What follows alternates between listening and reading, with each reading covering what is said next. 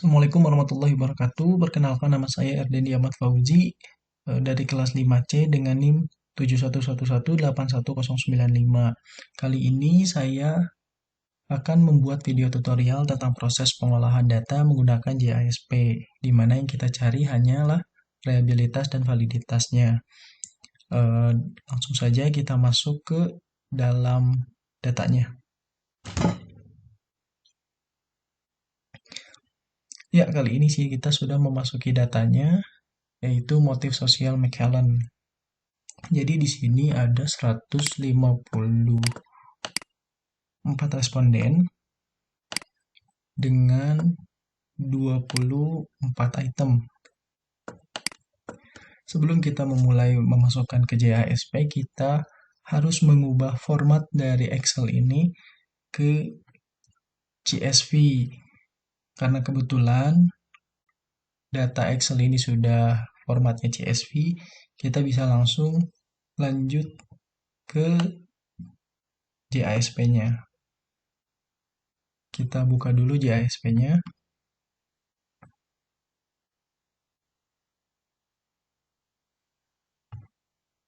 Nah, oke, kita sudah masuk ke JASP.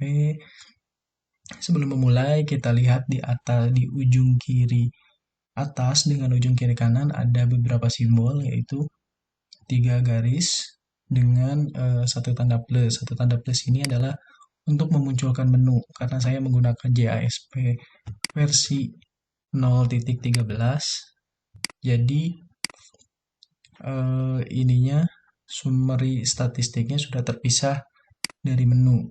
Jadi jika kita ingin memunculkannya di menu, kita bisa mengklik beberapa menu yang ada di sini. Salah satu contohnya itu reliability-nya. Karena kita akan mencari itu, kita klik menu reliability-nya. Oke, bagaimana cara memasukkan datanya? Pertama, kita pencet simbol yang ada di kiri atas garis 3 ini. Seperti biasa, open, lalu kita cari datanya. Ya, motif sosial McKellen itu dengan CSV. Oke, kita langsung open aja. Nah, oke, kita sudah masuk ke JASP-nya. Seperti saya katakan tadi, di sini ada 154 responden dengan 24 item. Jika kita lihat, di sini masih menggunakan ordinal. Jadi, sebelum kita mencari reliability-nya atau menguji reliability-nya, kita ubah dulu si data ini menjadi scale.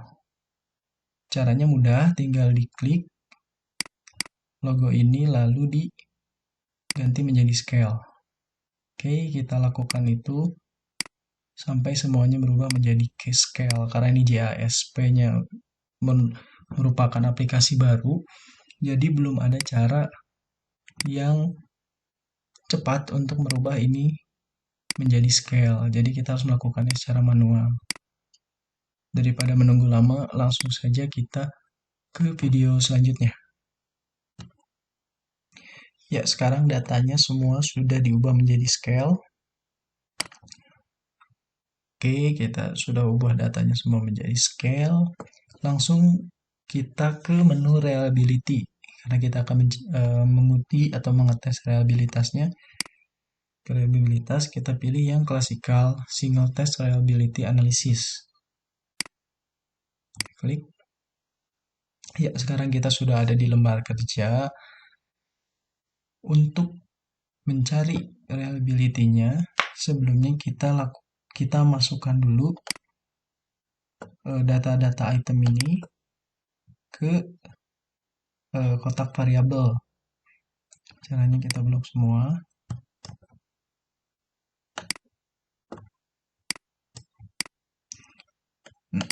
Untuk nomor tidak perlu kita masukkan hanya item-itemnya saja yang akan diuji reliabilitasnya.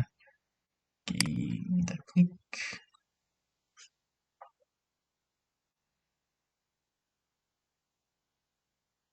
sedikit lama, mohon maaf. Ya, sudah keluar ternyata. Untuk estimate-nya di sini masih menggunakan McDonald's karena kita materinya kali ini adalah Alpha Crown Batch. Kita bisa ganti dengan memencet pilihan di sini atau mengklik pilihan di sini yaitu single test reliability itu. Karena kalau kita lihat dari data sebelumnya ini banyak sekali pilihannya. Jadi pilihannya itu tidak hanya memilih 2 item saja. Jadi orang-orang atau responden memilih lebih dari satu pilihan. Mohon maaf, memilih lebih dari 2 pilihan. Seperti ini. Ada 5, 4, 3, 2, 1. Jadi kita gunakan atau cari alpha crown batch-nya. Nah, gini. Karena ini adalah datanya merupakan polikotomi lebih dari 2 item. Jadi kita klik cross batch alpha-nya dan McDonald's-nya boleh kita klik. Oke, sekarang kita lihat di sini poin estimate-nya adalah 0,763. Artinya data ini reliable. Kenapa? Karena tolak ukur dari reliability itu sendiri adalah di atas 0,7. Karena di sini hasilnya adalah di atas 0,7, di lower bound-nya atau minimal di 0,703 dan upper bound jika memang ketat dari item-item ini yaitu 0,813. Itu sekarang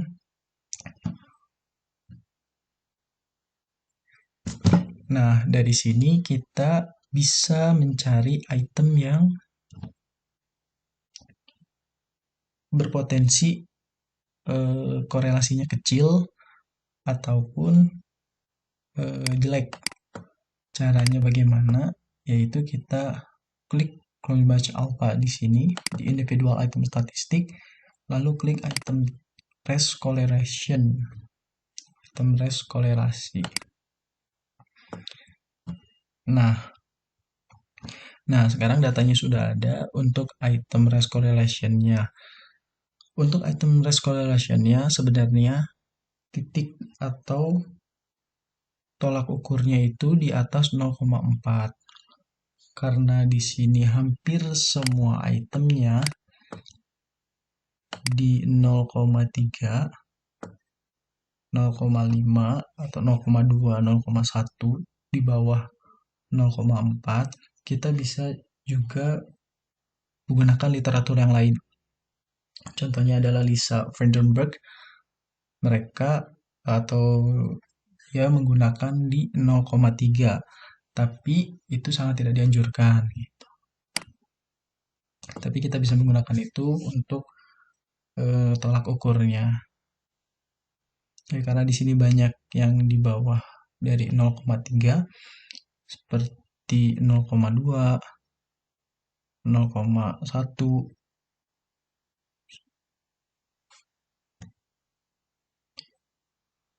Kita lihat di sini dimensi affiliation memiliki data yang dapat diprediksi bahwa item-itemnya ini bermasalah. Karena dilihat dari item race correlation-nya tidak ada yang di atas 0,3 maupun apalagi di atas 0,4 gitu. Jadi pilihannya kita bisa merevisi item-item ini ataupun kita bisa membuangnya. Tapi karena tidak mungkin kita buang, kita akan melakukan revisi. Affiliation 1-8 kita lakukan revisi dan beberapa item di power ataupun achievement yang lain. Nah, seperti itu. Setelah kita melihat data yang ini, kita lanjutkan untuk mencari validitas. Bagaimana caranya mencari validitas? Gampang saja, kita klik menu faktor di atas. Nah, kita pencet yang CFA, Confirmatory Factor Analysis. Oke, karena ini datanya Mac-Hellen atau menurut teori Mac-Hellen, kita bagi menjadi 3 dimensi atau menjadi 3 faktor. Cara kita tambah di sini. Nah, kita gabungkan achievement dengan achievement, masukkan ke faktor 1, lalu power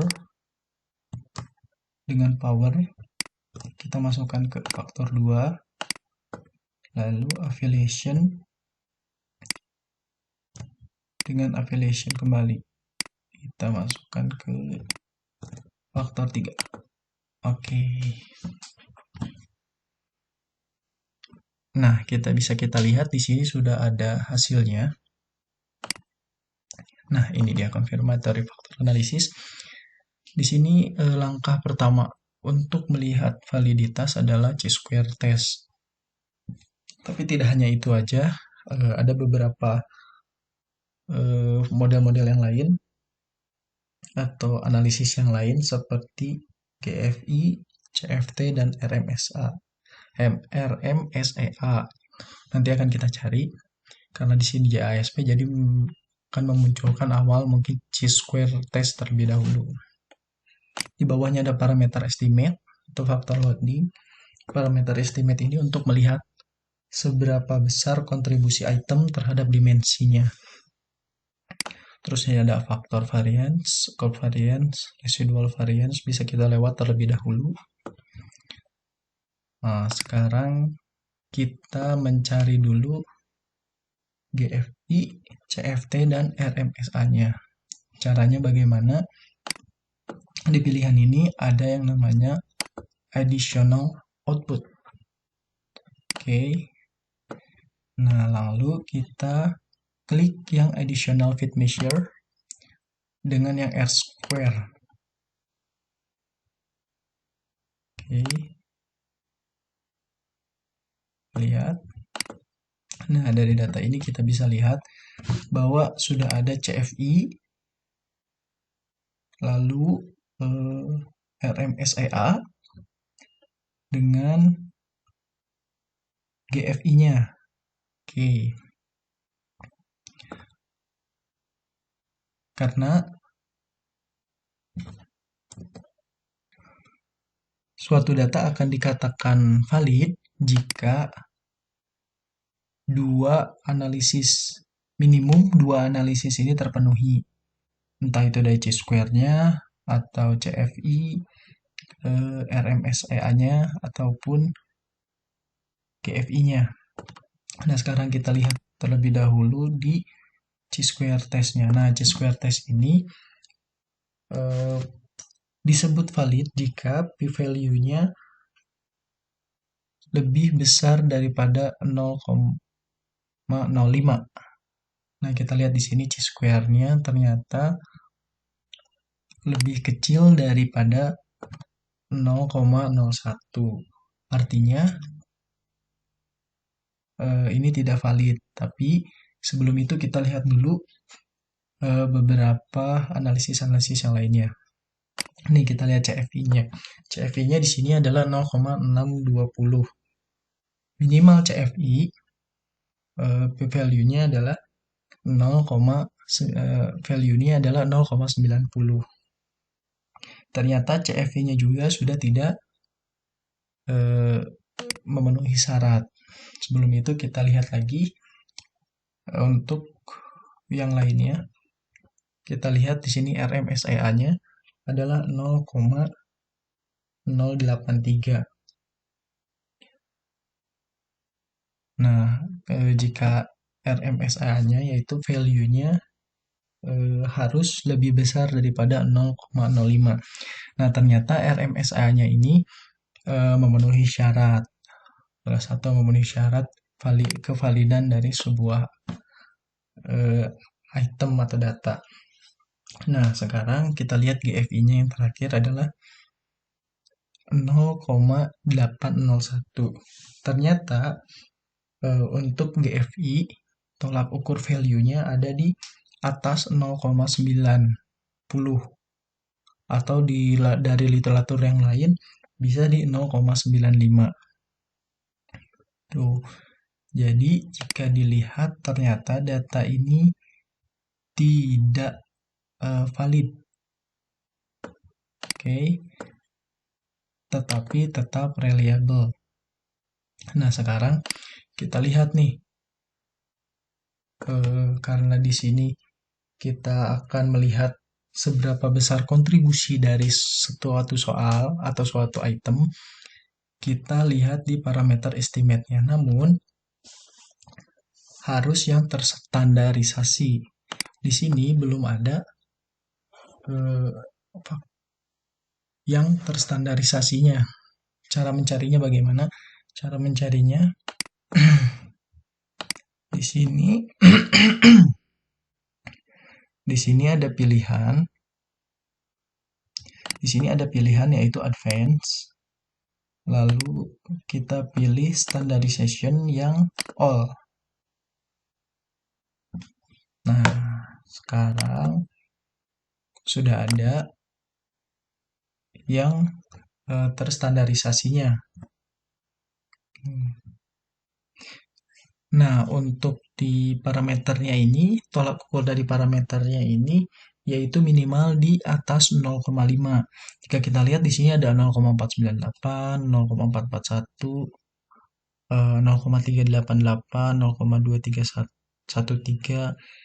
Artinya beberapa item ini harus dilakukan revisi atau dibuang pilihannya seperti itu. Jadi kenapa item-item ini memiliki koefisien Weshin yang kecil? Karena mungkin disebabkan oleh dua penyebab. Yang pertama adalah sebaran itemnya tidak menyebar kepada responden, dan yang kedua adalah bunyi item yang terlalu panjang dan membingungkan. Jadi responden ini akan asal untuk mengisinya.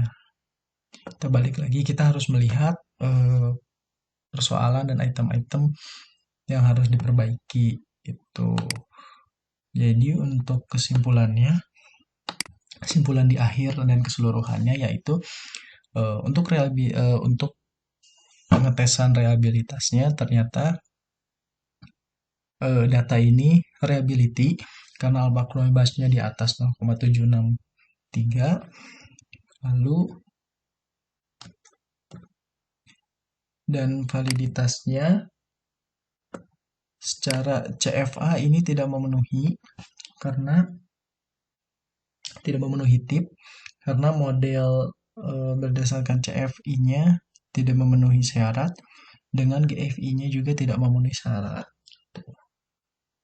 Jadi bisa kita lihat di sini dari beberapa item ini hanya mungkin setengahnya yang bisa digunakan. Iya, mungkin hanya setengahnya bisa digunakan. Maka dari itu perlunya dihilangkan ataupun dilakukan revisi kembali. Ya, paling segitu video dari saya. Mohon maaf bila banyak kesalahan dan adanya kekurangan dari penjelasan ini. Semoga setidaknya ada beberapa hal yang bisa membantu untuk mencari atau mengetes suatu reliabilitas dan validitas suatu data. Tuh. Ya, terima kasih atas perhatiannya.